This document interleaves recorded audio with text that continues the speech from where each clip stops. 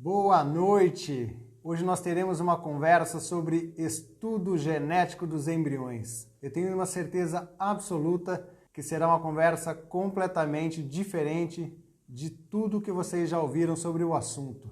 Esse é o tema, e essa que escreveu aqui pra gente, nada como ouvir quem realmente fala a verdade para nós. Depois vocês vão entender o porquê. Na verdade, esse é um tema bastante polêmico. O estudo genético dos embriões é um tema muito polêmico dentro da reprodução humana, porque existe uma condição que se chama conflito de interesses. Toda vez que a gente vai fazer uma aula expositiva num congresso, vai dar aula para alguém ou quer explicar alguma coisa, ou mesmo aqui eu conversando com vocês sempre têm que olhar o conflito de interesse. Poxa, que interesse ele tem em me passar essa informação? E isso existe em toda a medicina, em todas as áreas, e isso deve ser explícito. Porque, por exemplo, eu vou dar uma aula sobre um remédio e eu sou patrocinado pelo remédio para dar aquela aula. Poxa, então existe um conflito de interesse naquela aula. E existe conflito de interesse em relação ao estudo genético dos embriões. Por quê? Porque ele gera um orçamento bilionário no mundo inteiro, no mundo da reprodução humana. É um orçamento bilionário. Então existe um conflito de interesse na realização do exame. Eu, Davi, particularmente, tenho conflito de interesses na realização desse exame. Eu sou médico, eu sou dono de um laboratório lá em Campinas e eu tenho conflito de interesses, porque se eu fizer a biópsia embrionária, eu vou ganhar dinheiro fazendo isso. Então, se eu indicar o estudo genético dos embriões para os meus pacientes, eu estarei ganhando dinheiro fazendo isso. Então, isso é um viés, é um conflito de interesse que nós temos que saber avaliar. Agora, o que eu sempre busco nas minhas conversas, o objetivo das lives, é desvincular a minha conversa com qualquer conflito de interesse para tentar trazer aquilo que eu acredito que seja melhor para o meu paciente, como se estivesse tratando da minha própria esposa ou da minha família. E é a famosa pergunta: o que você faria se fosse com você? Eu adoro responder essas perguntas porque é essa resposta que vai direcionar as minhas condutas com as minhas pacientes. E esse é o grande tema em questão agora, que é o estudo genético dos embriões. Já entrando no tema, para que nós possamos começar pontualmente, hoje o tema é extenso e hoje é sexta-feira, né, gente? Ninguém merece ficar sexta-feira a noite inteira falando sobre esse assunto. O que significa estudo genético dos embriões? Quando nós fazemos uma fertilização in vitro, nós formamos um embrião no laboratório, nós cultivamos esse embrião até o estágio de blastocisto. Eu separei algumas imagens, só para facilitar o entendimento. Vejam se dá para ver direitinho. Então, normalmente, eu formo o embrião no laboratório e levo esse cultivo até o 5º, 6º, 7º dia até formar um blastocisto. Nós sabemos que 50% dos embriões que estão aqui no primeiro dia vão conseguir chegar a blasto. Então já existe uma seleção natural dos melhores embriões lá no laboratório. Muitos embriões sequer chegarão ao estágio de blastocisto. Então já é uma forma, levar o embrião até blastocisto já é uma forma de seleção. E é legal vocês já se adequarem a essa imagem. Vou até aproximar. Então o blastocisto, ele tem as células da placenta, que estão aqui em volta. E estão vendo essa bolinha aqui?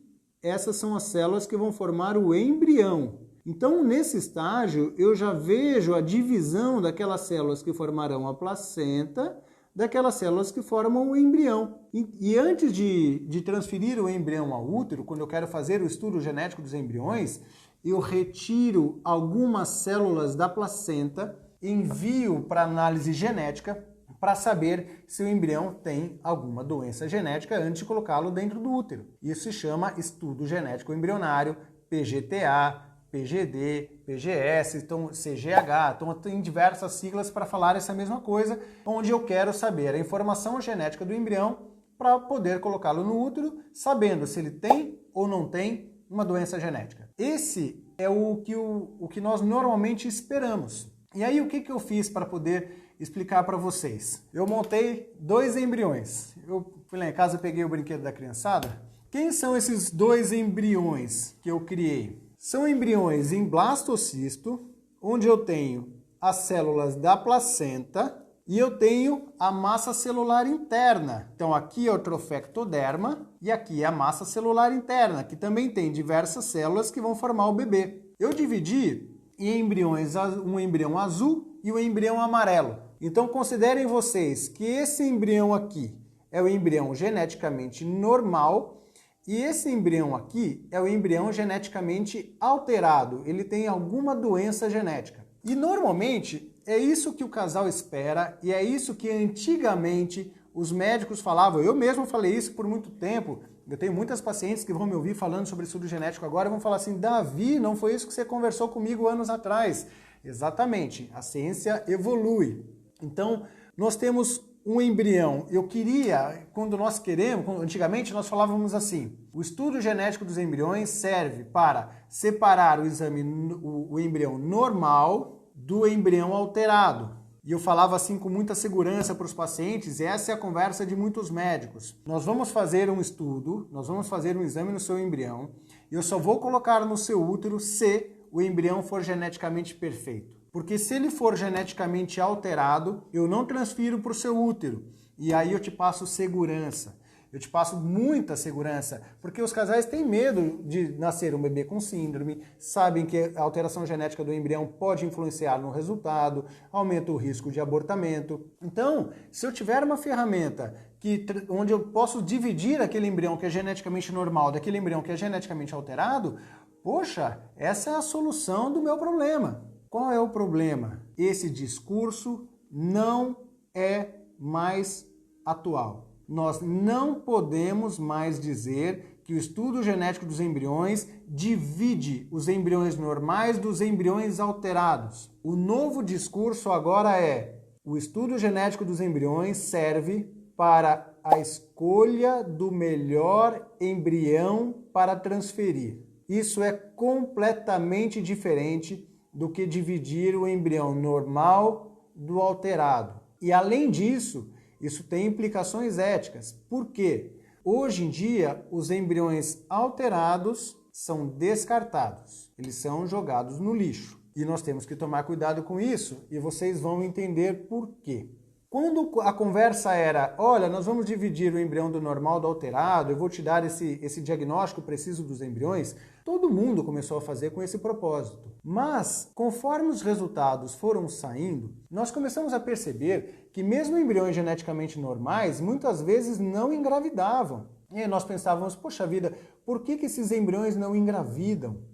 E começaram a surgir teorias científicas e explicações, começando a duvidar do potencial do exame em dar realmente essa informação. E foi um cientista lá atrás que fez um experimento. Ele pegou embriões geneticamente alterados, supostamente geneticamente alterados, transferiu no útero da mulher e nasceu um bebê geneticamente normal. Quando isso veio à tona, quando surgiu essa publicação, foi um boom na sociedade da reprodução humana. Falou: puxa vida, como assim? Transferir um bebê alterado e nascer um bebê normal? Exatamente. E depois dele, diversos autores começaram a fazer a mesma coisa, transferindo embriões alterados e nascendo bebês normais. Para que vocês tenham ideia aonde vai essa ciência hoje em dia, hoje já são mais de 400 bebês normais nascidos de embriões supostamente geneticamente alterados. E aí começou-se a questionar muito a capacidade do exame. E as equipes de genética começaram a modificar o discurso. Falou: olha, não, realmente, embriões alterados podem engravidar, podem nascer. Começou a surgir protocolo de seleção. Olha, então não é mais aquilo que é normal, aquilo que é alterado. Agora a gente tem que selecionar o melhor embrião para transferir. Então, quando nós vamos em congressos, quando nós temos hoje em dia, os webinars e a conversa com o grupo de genética, isso é consensual. Todos os médicos já sabem disso, discutem isso. Só que a linguagem que é dada com o paciente não é essa. Com o paciente, a conversa é assim: olha, eu vou selecionar o melhor, eu só vou transferir no seu útero se for um embrião geneticamente perfeito. E nós temos que tomar cuidado, porque a conversa científica não é mais essa. A conversa não é mais eu divido entre normal e anormal. É assim: vamos fazer um exame para ver se eu consigo selecionar qual vai ser aquele embrião que vai me dar maior chance de conseguir uma gravidez. Só que nessa brincadeira, nesse processo, eu corro o risco de pegar embriões que tinham potencial de implantar e jogar fora. Aí vem a pergunta: mas Davi, por quê? Por que embriões normais ou por que embriões anormais podem implantar? Qual é o problema? O problema é que o estudo genético dos embriões não é 100% assertivo para dar esse diagnóstico. O estudo genético dos embriões, o PGTA, não é 100% assertivo para dar o diagnóstico genético daquele embrião. E eu vou explicar a razão disso para vocês de uma forma um pouco didática. Vamos lá. Então, sempre se acreditou que os embriões eram assim, um embrião normal e um embrião alterado, ou seja, um blastocisto tem mais ou menos 200 células. Então, sempre se acreditou que todas as células desse embrião eram normais e todas as células desse embrião eram alteradas. Se eu retiro a biópsia, retira mais ou menos 7 células. Então, quando eu retiro 7 células de um embrião normal, eu acredito que todas as outras células dele serão normais. Quando eu retiro 7 células de um embrião alterado, eu acredito que todas as células dele serão alteradas. Só que existem embriões mosaicos. O que é um embrião mosaico?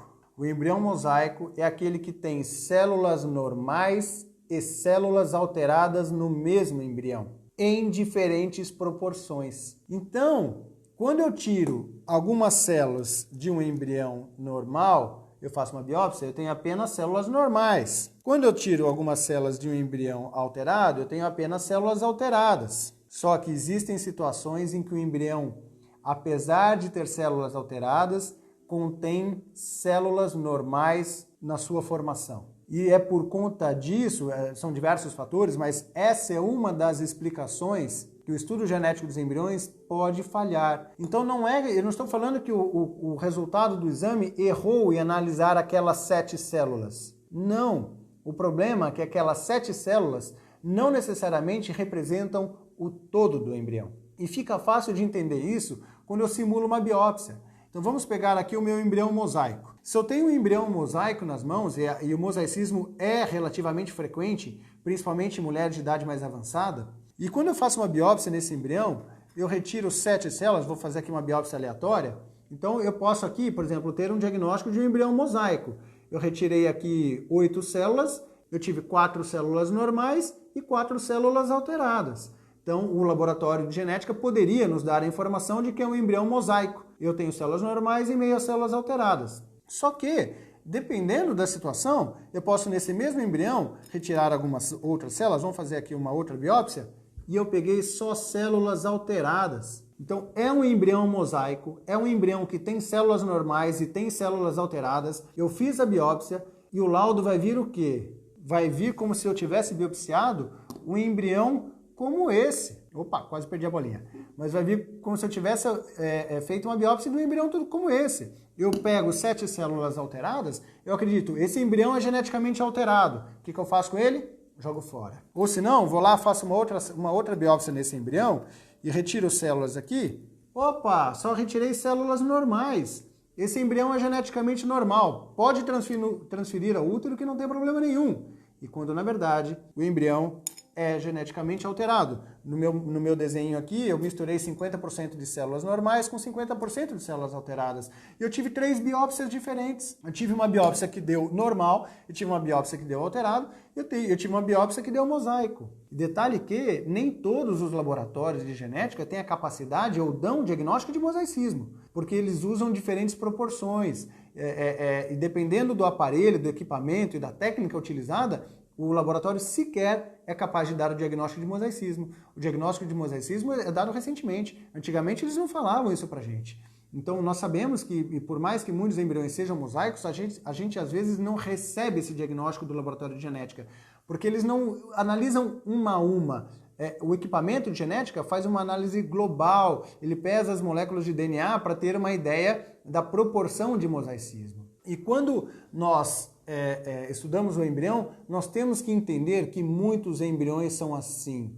Podem ter células normais e meio células alteradas, e o diagnóstico pode errar na sua representação. Tem um trabalho publicado que analisou matemática pura, um trabalho norte-americano. Eles pegaram um estudo e aplicaram cálculos matemáticos e colocaram assim, poxa, se o embrião tem mais ou menos 200 células, quantas células eu precisaria para ter certeza se esse embrião é geneticamente normal, se ele é geneticamente alterado, e dar a proporção de mosaicismo? Por que é importante dar a proporção de mosaicismo? Porque quando eu faço uma biópsia e tenho um laudo mosaico, se ele lauda para mim que eu tenho 80% de células alteradas e 20% de células normais, a recomendação é não transfira. Esse embrião não é legal. Agora, gente, Se eu pego meu embriãozinho aqui, eu faço uma biópsia absolutamente aleatória, eu sei que ele é 50-50, biopsiei aleatório de novo, e de repente eu biopsiei 7 células e eu tenho 6 alteradas e 2 normais. Eu vou ter um grau de mosaicismo elevado no laudo genético, mas ele não é assim. Então, quantas células eu preciso ter para poder dar um diagnóstico de mosaicismo corretamente?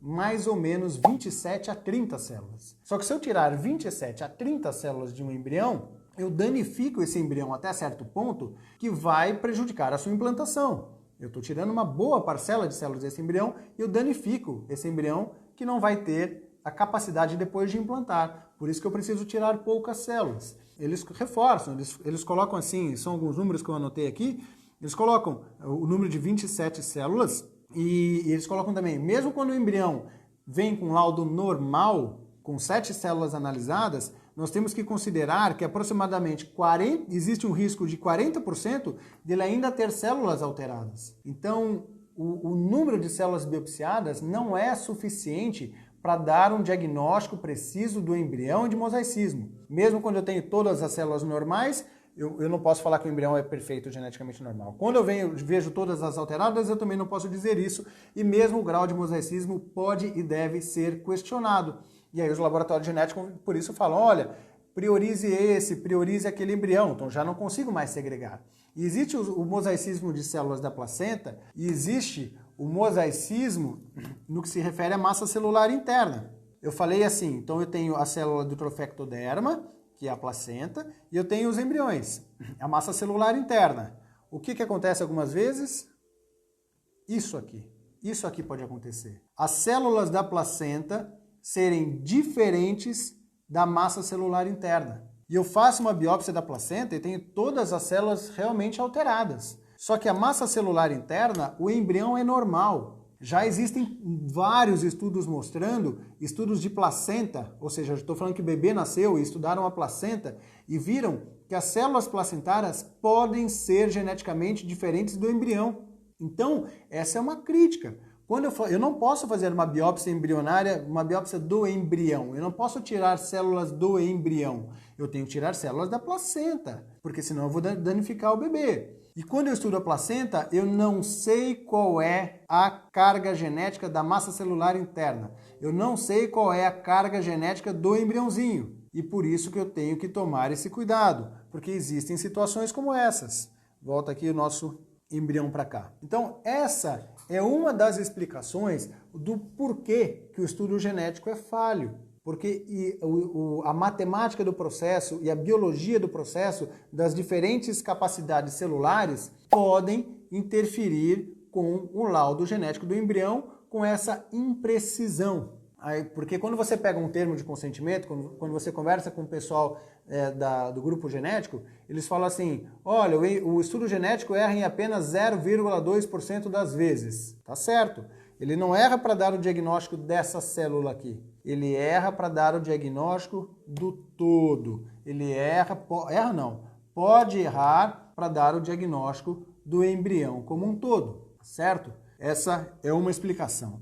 A segunda explicação é, mesmo sabendo que o embrião, dificilmente o laboratório erra o diagnóstico genético, né, dessas células, existem pesquisadores, quando eu falo que existem pesquisadores, é legal, porque hoje em dia a sociedade se dividiu em dois. Aqueles que apoiam o estudo genético dos embriões, que geralmente têm conflito de interesse, e aqueles que não apoiam o estudo genético dos embriões, aqueles que não têm conflito de interesse, que eles querem a parte mais acadêmica. Quando eu fui em 2018 para os Estados Unidos, e foi lá que eu aprendi isso com o grupo do Dr. Gleicher, eles são radicais, eles são super contrários ao estudo genético dos embriões. E aí o que eles fizeram? Esse mesmo grupo, o grupo que eu conheci e participei, eles pegaram 11 embriões geneticamente alterados. Então eles fizeram um estudo genético de 11 embriões e o laudo veio alterado. Perfeito? Perfeito. Qual seria o próximo passo para esses embriões? Jogá-los fora. Bom, é alterado, geneticamente anormal, joga o embrião fora. Só que eles não fizeram isso. Eles pegaram esses 11 embriões e biopsiaram de novo antes de jogar fora.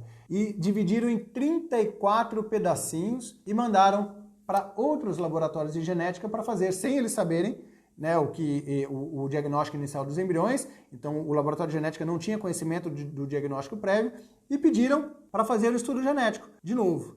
De 11 embriões, sabe o que aconteceu? 2 apenas foram concordantes. Em 2 embriões, o estudo genético foi concordante, bateu. 4 embriões de 11 tiveram um laudo normal. 4 embriões tiveram o laudo normal, ou seja, seriam descartados por ser geneticamente alterado, e 4 ainda tiveram um laudo normal. E os outros 5 vieram geneticamente alterados, mas diferente do laudo genético inicial. Esse estudo, eu lembro até hoje, que eu estava lá nos Estados Unidos, eu estava lá visitando o centro deles, eles me deram a publicação nas mãos.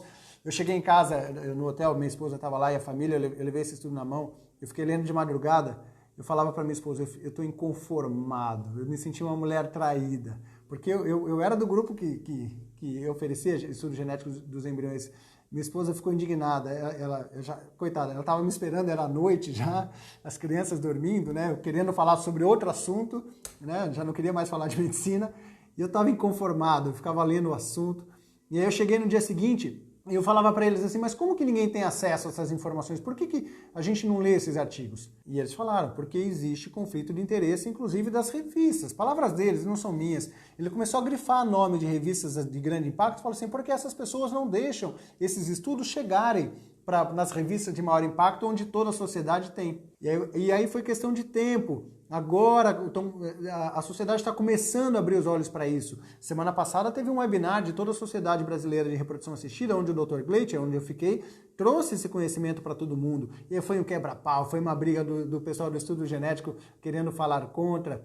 Mas eles têm que entender que nós também temos o conflito de interesse. Tudo que eu mais quero é indicar o estudo genético dos embriões. Para mim seria ótimo, como médico, falar para o paciente, olha, eu vou dividir os seus embriões. Seria ótimo como empresário, eu vou ganhar dinheiro, eu sou dono de empresa. Em 2017 a gente teve um faturamento de quase R$200 mil com o estudo genético dos embriões e depois isso diminuiu muito em 2018, 2019, quando eu voltei dos Estados Unidos. A gente parou de indicar. Por quê? Porque o objetivo é dar a melhor assistência para os pacientes. Então, vamos lá. Eu falei bastante de mosaicismo. Expliquei a diferença do mosaicismo das células, eu expliquei a diferença de mosaicismo dos embriõezinhos, da massa celular interna, do trofectoderma, o número de células que são biopsiadas. 2. Agora eu falo da dificuldade do laboratório dar o diagnóstico preciso da célula.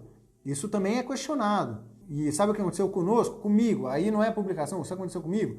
Uma vez a gente estava analisando qual grupo de genética nós iríamos trabalhar, né, para fazer o nosso estudo genético lá de Campinas. E aí nós tínhamos 4 embriões aneuploides, que seriam descartados também, e fizemos a mesma coisa. Biopsiamos os 4 e mandamos para um outro laboratório de genética. Sabe o que aconteceu? 2 vieram concordantes, iguais. 1 veio uma alteração genética diferente. E 1 veio normal. E isso, para mim, é um tapa na cara. Por quê? Porque eu ter um embrião nas minhas mãos, que seria descartado, eu rebiopsio, e esse laudo vem normal, eticamente é altamente questionável a capacidade desse exame. Então, por exemplo, hoje eu tenho um casal, não sei se eles estão aí, a gente conversou, ela tem 43 anos e nós estamos estudando o tratamento dela. E naturalmente, aos 43 anos, ela tem muita preocupação em fazer o estudo genético dos embriões. Eu falei, olha, por favor, assiste a live de hoje, você vai entender os meus motivos. Então, esses são os motivos. Porque o embrião, o estudo genético do embrião pode falhar. Eu vi isso na prática. Quando eu voltei dos Estados Unidos, eu deixei de fazer muito estudo genético dos embriões, eu comecei a ver muita coisa na prática. Sabe quando seus olhos abrem para alguma coisa que você não enxergava? E agora essa é a realidade. Então, mosaicismo, esse erro do diagnóstico embrionário. 3, e não menos importante, aliás, muito importante, capacidade de correção embrionária. O que é isso? Isso é fantástico. Isso significa que um embrião mosaico com células normais e anormais tem a capacidade das células anormais entrarem em apoptose, sumirem, degenerarem e apenas as células normais evoluírem. Gente, a natureza é muito perfeita. Eu vou mostrar para vocês uma publicação. Eu imprimi aqui. O que esse estudo fez? Foi feito em ratos. Óbvio que a gente não pode fazer isso com embriões humanos. Então, muitas pesquisas de bancada são feitas em ratos. E aí, o que eles fizeram? Eles fabricaram embriões mosaicos. Eles tinham embriões normais e usaram algumas técnicas para dividir esses embriões. Então, eles tinham embriões normais fabricaram embriões com 50% de células normais e 50% de células alteradas, fabricaram embriões com 75% de células alteradas e embriões com 100% de células alteradas. Então, nós tínhamos 4 grupos de embriões. É óbvio que os embriões, e ratinhos sempre reproduzem muito bem, todos os embriões que tinham 100% de células normais, deixa eu ver o número aqui, dos 57 embriões normais, 57 nasceram. Então, todos os embriões, 100% dos embriões normais, nasceram ratinhos normais. Os embriões que tinham meio a meio, metade das células normais e metade das células alteradas. O que aconteceu? Dos 74 embriões meio a meio, 74 nasceram normais. 100% dos embriões meio a meio, meio mosaico, nasceram normais.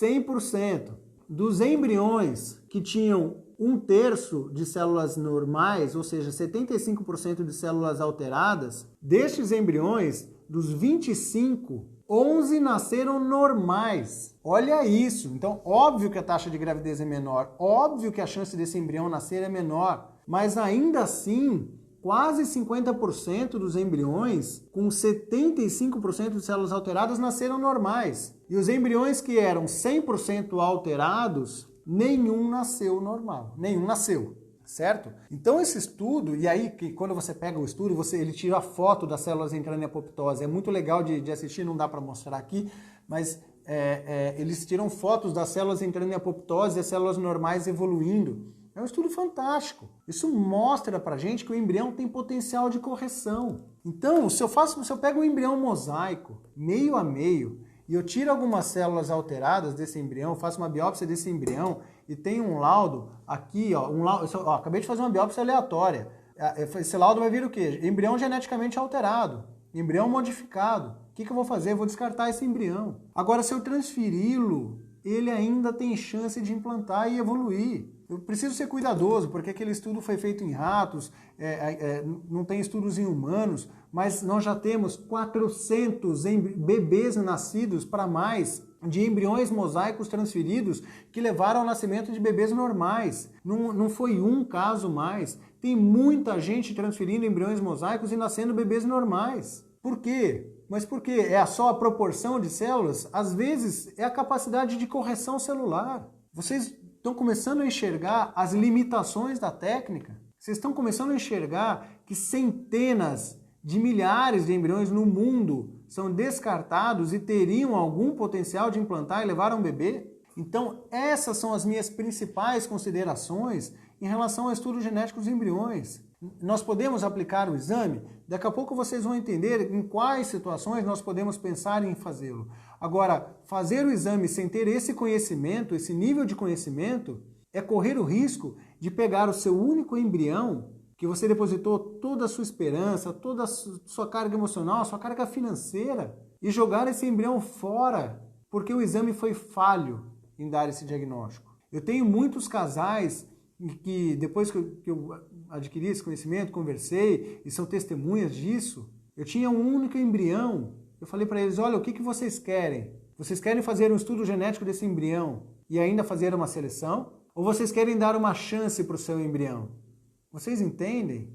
Então, às vezes, nós precisamos dar chances aos nossos embriões, porque é isso que eles precisam, certo? Evoluindo.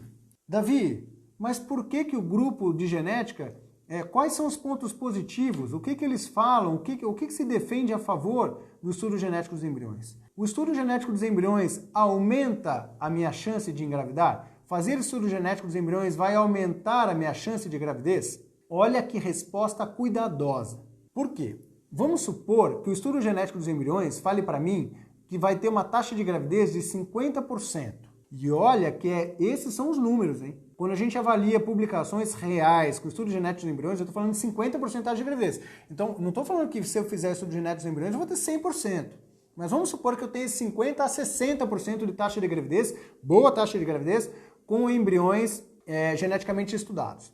e vamos pegar uma população que chegue até 42 anos. Então, eu posso chegar para uma mulher e falar assim, olha, se você fizer aos 40 anos de idade, se você fizer estudo genético dos embriões, sua chance vai aumentar de 50% a 60%, como se você fosse uma mulher de 35 anos de idade, 30 anos de idade.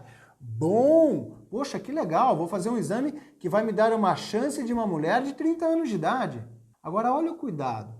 A chance de 50% a 60% é por transferência. Se eu transferir o embrião no seu útero e ele for geneticamente normal, aí sim você vai ter 50% a 60% de chance. Então, olha o que pode acontecer na prática. Eu separei os números aqui. Se eu pegar 100 mulheres de até 42 anos e fizer uma fertilização in vitro, 15 delas, isso com uma mulher de idade avançada, onde tem todas as dificuldades. Se eu pegar 100 mulheres, 15 sequer terão óvulos viáveis.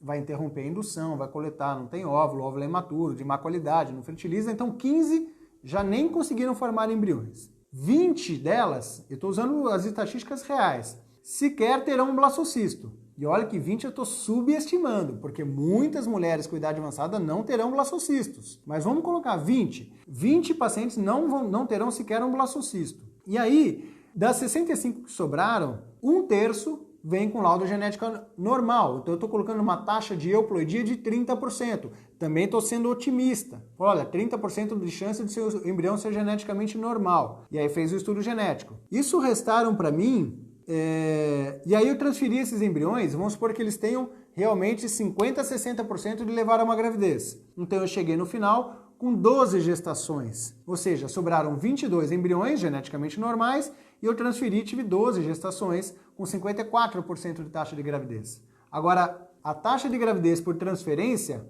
foi de 54%, mas a taxa de gravidez por ciclo iniciado foi de 12%. Esse é o pulo do gato que quem defende o estudo genético usa para oferecer o exame. Eles oferecem como se estivessem oferecendo uma taxa de gravidez muito maior.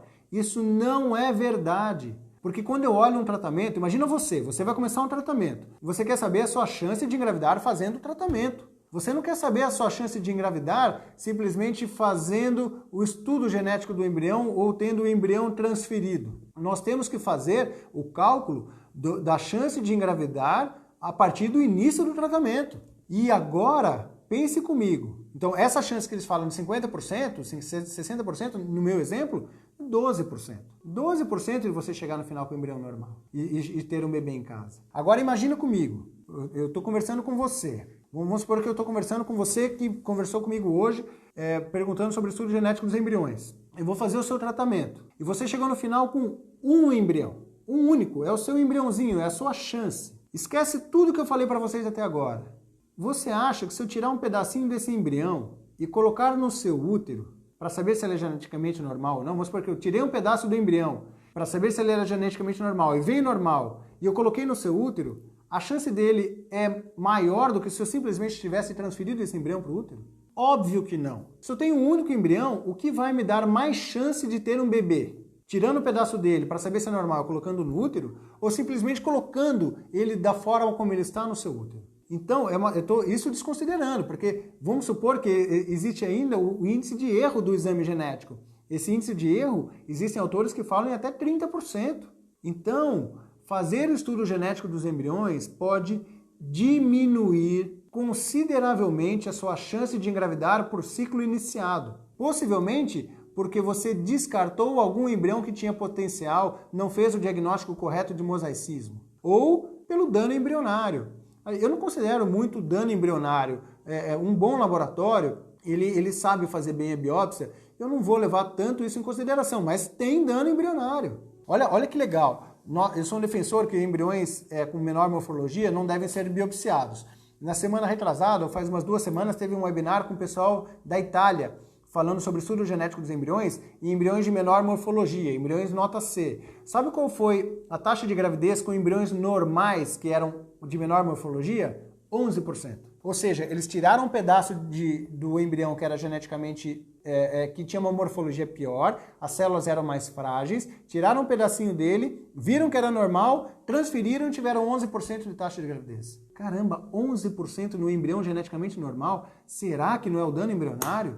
Será? Fica a pergunta, eles não me deram essa resposta. Então, a gente tem que tomar muito cuidado quando nós vamos indicar o estudo genético para um casal que tem poucos embriões.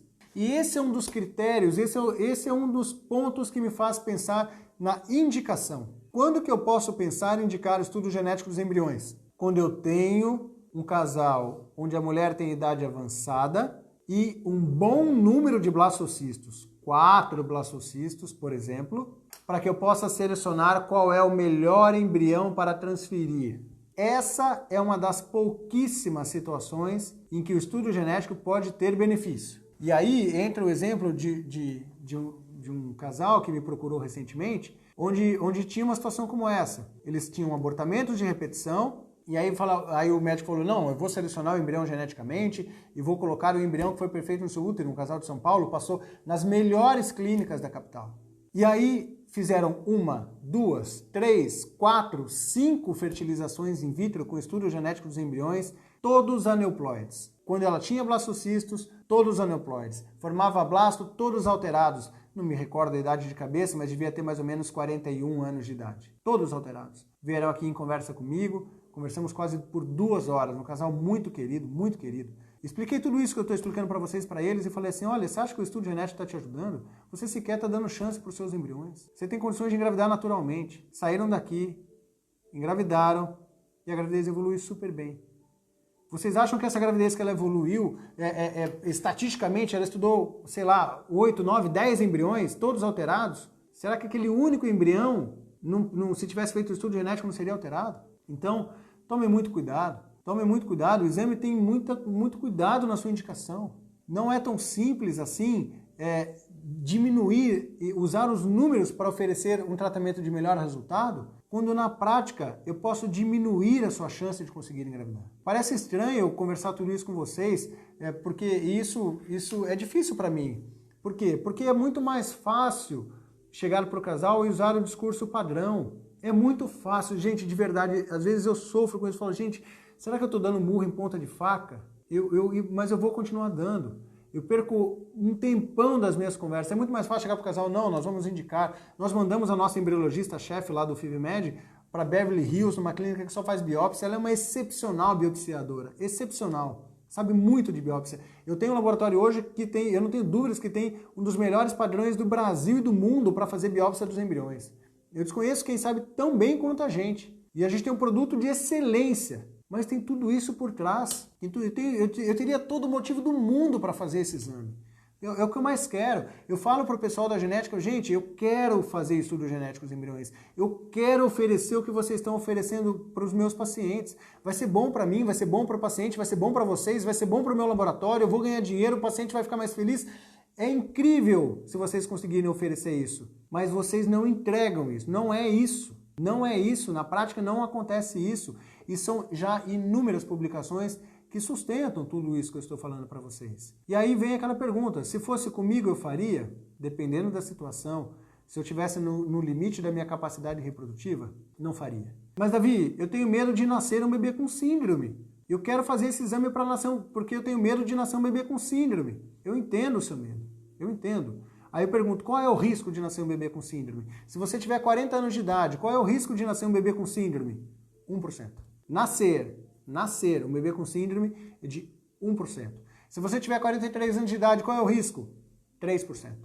Há quem defenda que esse risco é menor. O Dr. Gleitcher, no webinar da semana retrasada, foi claro, falou, olha, cuidado, porque esses números aí, eles ainda são falhos, tem viés. Então, o risco é pequeno.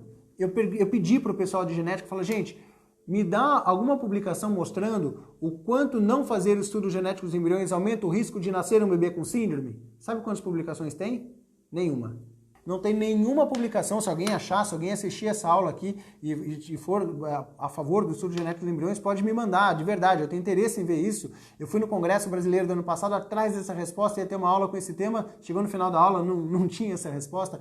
Por que ninguém publica a queda do risco de nascer um bebê com síndrome com estudo genético dos embriões?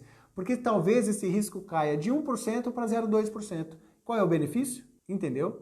Então, o estudo não diminui tanto o seu risco de nascer um bebê com síndrome. Já tem inúmeros relatos de pessoas que fizeram estudo genético dos embriões e nasceu um bebê com síndrome. Por quê? Porque errou. poderia ter células alteradas lá no meio. Isso pode acontecer.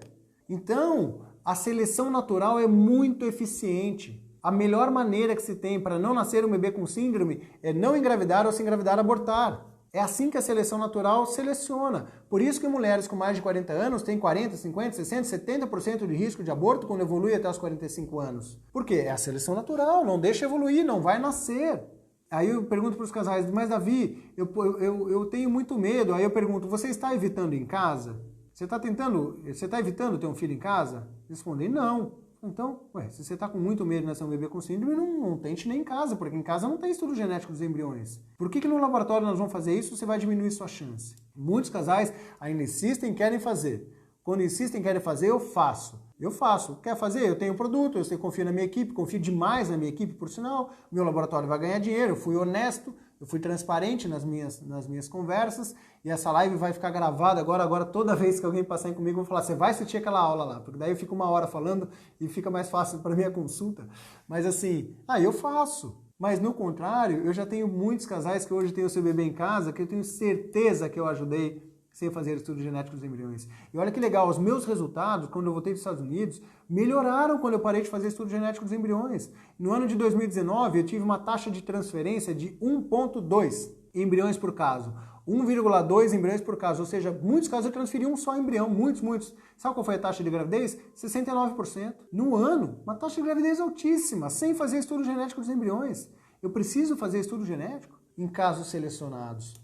Eu indico para muitos casos selecionados, pacientes que terão muitos embriões para estudar, com idade mais do que 40 anos, é o que eles chamam de timing to pregnancy, diminuir o número de transferências para poder transferir os embriões com maior potencial. Mas havia muito sofrido o abortamento, eu já passei por isso. Gente, é sofrido, eu não nego isso, eu já tive uma perda gestacional, Davi, já tive uma perda gestacional com minha esposa. Eu sei o quanto isso é sofrido. Essa perda gestacional que eu mesmo tive foi porque o embrião era confirmadamente um embrião geneticamente alterado, um bebê geneticamente alterado. Sabe o que eu fiz? Estudo genético? Não fiz. Por quê? Porque não tinha indicação. Não tinha indicação de fazer. Então eu sei o que é o sofrimento de um aborto, eu sei o que é o sofrimento de não conseguir engravidar, e eu sei que eu quero oferecer para os casais que acompanham comigo a melhor chance de gravidez. E agora quero oferecer para vocês conteúdo verdadeiro e honesto para vocês entenderem a verdade sobre a genética dos embriões. Nós estamos engatinhando na genética embrionária. Eu espero que no futuro isso seja uma solução, minha conversa seja completamente diferente, eu vou ter o maior prazer do mundo em chegar aqui e oferecer um diálogo completamente diferente sobre estudos genéticos dos embriões. Mas essa não é a realidade hoje. E eu não tenho dúvidas em afirmar para você que os interesses comerciais é o que norteiam tudo isso que está acontecendo. Os interesses comerciais. Então, nós temos que ter muito cuidado com isso, certo? 40 anos, 3 blastocistos. É melhor transferir com ou sem biópsia, porque eu já fiz FIVs anteriores com resultados negativos. Primeiro cuidado, resultado negativo não é só por alteração genética. Cuidado com o endométrio. O endométrio é uma variável importantíssima no seu resultado. A própria transferência, o cuidado, a técnica de transferência é uma variável importantíssima no seu resultado. Você tem 3 blastos. Se você biopsiar os 3, você acha que você vai ter uma chance maior do que se você simplesmente transferir o seu embrião? Agora, se os 3 vierem geneticamente alterados, depois de tudo que eu te falei, você vai jogar os seus embriões fora e vai fazer de novo? Tem condições financeiras, emocionais para fazer tudo de novo? Tenho, Davi, eu vou fazer de novo se for tudo alterado. Então, faz o estudo genético dos embriões. Alguma coisinha ele vai poder te ajudar, mas eu entendo que o que você está querendo buscar é uma resposta. Por que eu não engravido? Você está buscando por isso. O que eu faria no seu caso? Iria muito atrás de uma resposta endometrial, tentaria entender muito bem a variável endometrial e daria para os seus embriões a maior chance possível que eles puderem ter. Qual é a maior chance possível que eles podem ter? Estando no seu útero. Eu, particularmente, não vejo, por isso, uma indicação para você fazer isso. É uma indicação. Academicamente é uma indicação. Eu faria? Não. Eu cuidaria muito bem do seu endométrio, faria um estudo mais cuidadoso, a gente pode fazer uma aula só sobre endométrio depois, cuidaria muito bem da sua transferência e transferiria os embriões que você tem. É possível fazer biópsia de um embrião já congelado? Sim, é possível fazer biópsia de um embrião já congelado. Isso é bom? Não. Por quê? Porque eu tenho que descongelar, biopsiar, recongelar, descongelar para depois transferir. Nós temos resultados positivos com biópsia de embriões congelados. Já tivemos. Agora, isso é bom? Não. Eu pergunto, por que você quer biopsiar o seu embrião congelado? Qual é o motivo? O que você precisa? Ah, porque eu só vou transferir se ele for normal. Dá uma chance para o seu embrião. Dê uma chance a ele, né? É uma forma de pensar. Mas, Davi, para mim vai ser importante fazer o estudo genético. Pode fazer. Pode fazer. E cuidado, veja a morfologia dele antes de fazer isso. O embrião é um blastocisto de 5º dia, AA, AB, tudo bem. Se for C, se for D, cuidado, porque às vezes você pode perder seu embrião. Em caso de um dos genitores ter uma doença genética dominante, é recomendado? É possível? É ético? Esse é um dos bons casos em que eu indico o estudo genético dos embriões. Existe uma doença genética conhecida, mas daí é diferente. Eu não estou avaliando síndrome, eu estou buscando essa doença. Então, sim, é recomendado. Sim, é possível. Sim, é ético dentro dos meus conceitos. Eu vou tentar selecionar aquele embrião livre de uma doença para poder transferir no seu útero. Isso já tem todo o respaldo. Isso não se chama PGS, isso se chama PGD. É uma linha de pensamento diferente daquilo que eu estou falando, mas que tem a sua indicação, tem o seu respaldo técnico, ético, tudo, pelo Conselho Federal e também pela minha opinião. A biópsia pode prejudicar o potencial de implantação do embrião? Ai, que resposta difícil. Teoricamente, sim, porque eu tirei um pedacinho do embrião e pode prejudicar. Eu citei os resultados com estudos genéticos de embriões de menor morfologia de 11% do grupo italiano que apresentou a aula. É que depende muito da qualidade do laboratório e da equipe. Os nossos resultados, né, porque lá, por exemplo, a Mariana, embriologista, e toda a equipe das meninas, ela sabe, quando o embrião é frágil, eles não biopsiam. A gente conversa com o casal, fala, não, preserva seu embriãozinho. A gente faz o que a gente chama de estudo caso a caso, né, de acordo com a morfologia do embrião. Como elas biopsiam bons embriões, nós acreditamos que não influencia na taxa de implantação. Eles vão bem. A biópsia não faz tão mal assim. O congelamento pode influenciar a mutação genética? O congelamento que fez o embrião ser geneticamente alterado, isso chama efeito epigenético. Teoricamente não, ele não vai mudar, ele não vai causar uma síndrome de Down no embrião. Pode ter alguma influência gênica, né? Pode influenciar a sua capacidade de implantação, mas teoricamente não vai influenciar a alteração cromossômica do embrião. Deixa eu aproveitar o momento, Joyce, me dá um tempo. Agora existe o estudo genético não invasivo. Foi isso é uma novidade que surgiu agora, recentemente, onde eu vou dar o diagnóstico genético dos embriões sem precisar fazer a biópsia, coisa maravilhosa, tudo lindo. Eu vou sintetizar, eu não vou ter muito tempo para explicar o estudo genético não invasivo, mas ainda é pesquisa ou deveria ser pesquisa. Não existe a concordância para a biópsia de mais ou menos 80%. A mensagem do estudo genético não invasivo é claríssima do grupo genético. Eles falam assim, é para selecionar o melhor embrião para transferir, hein? Cuidado que o exame não é tão preciso em dar o diagnóstico do embrião. Isso é a conversa técnica. Agora vejam como vai ser a conversa na venda do produto. Olha, agora nós damos o diagnóstico do embrião sem precisar fazer biópsia no próximo passo. Desculpa, eu não consigo concordar com isso ainda, porque isso é muito recente. Precisa de pesquisa, precisa confirmar. Já foram transferidos embriões com genética alterada que nasceram embriões, bebês normais, já assim. Então cuidado com o estudo genético não invasivo, não é a solução do problema, hein? O estudo também pode interferir negativamente na decisão do tratamento, uma vez que o estudo der inconclusivo. Assim, eu parto do princípio que o estudo pode errar. Agora eu falo para o casal, olha, se for fazer o estudo genético dos embriões, vamos fazer do jeito que é o padrão. Ah, veio alterado o embrião, agora eu quero transferir. Fala, não, agora não vai transferir, porque senão pensa nisso antes de fazer o exame. Né? Então eu não fico em cima do muro mais. Eu apimento bastante o casal antes de fazer o estudo genético. Depois que fez, a gente segue o padrão, o protocolo padrão. Né? Então, acho que esse é o grande conceito. Certo, pessoal? Eu vou encerrar aqui nossa conversa trazendo o meu pensamento pessoal. Eu tenho as minhas opiniões pessoais. Essa parte ética da reprodução humana mexe muito comigo. Eu sou um defensor de que embrião algum deve ser descartado. Eu não formo embriões no laboratório com o intuito de descartá-los. Isso para mim fere. Quando a gente está falando de descarte embrionário, porque são embriões excedentes, assim, eu e a Joyce estamos fazendo um trabalho, né, Joyce? A Joyce está levantando bastante literatura sobre isso. No futuro vocês vão ouvir falar de uma campanha contrária ao descarte de embriões. Para mim, qualquer coisa que possa interferir com a capacidade de um embrião deve ser super questionável. Assim, eu não formo embriões no laboratório para fazer mal a eles. Eu formo um embrião no laboratório porque eu quero ajudá-lo a que ele seja um bebê. Eu penso no casal? Lógico que eu penso, mas eu também penso nos pequenininhos que estão lá. Eu não formo embrião algum lá para fazer algum mal a eles. Não é esse o meu objetivo. Eu quero formar o seu embriãozinho, eu sou muito cuidadoso na formação, nas técnicas de fertilização, nos cuidados para tentar fazer o melhor por eles, e eu quero finalizar fazendo o melhor por eles. Qual é o melhor por eles? Receber o ventre da sua mãe. E é isso que o seu embrião precisa. Receber o ventre da mulher que o formou. Esse é meu pensamento, concordem ou não, eu não escondo aquilo que eu penso. O melhor que eu posso fazer para o seu embrião é formá-lo no laboratório e colocá-lo no seu ventre. E dar a melhor chance possível para que ele possa evoluir. Eu confio demais na seleção natural para o risco do nascimento de um bebê alterado. Eu confio demais. Corre-se o risco, assim como se você tivesse engravidado naturalmente de ter um bebê com síndrome. Esse risco existe, então ele deve ser refletido. Agora, se eu formei o embrião no laboratório, eu quero dar toda a chance do mundo para que ele seja o seu filho, para que ele seja o seu bebê. Peguem todas essas informações, assistam de novo a live, vai ficar gravada aqui, assistam, reassistam, reflitam, conversem entre vocês, conversem com seus médicos, façam esse balanço e tomem a melhor decisão. Contem com minha ajuda se precisarem e acho que eu demorei bastante tempo para poder trazer essa live para cá. Eu voltei de Nova York em outubro de 2018, vão fazer quase 2 anos. Eu não falei nada quando eu voltei porque eu queria ter a minha experiência prática.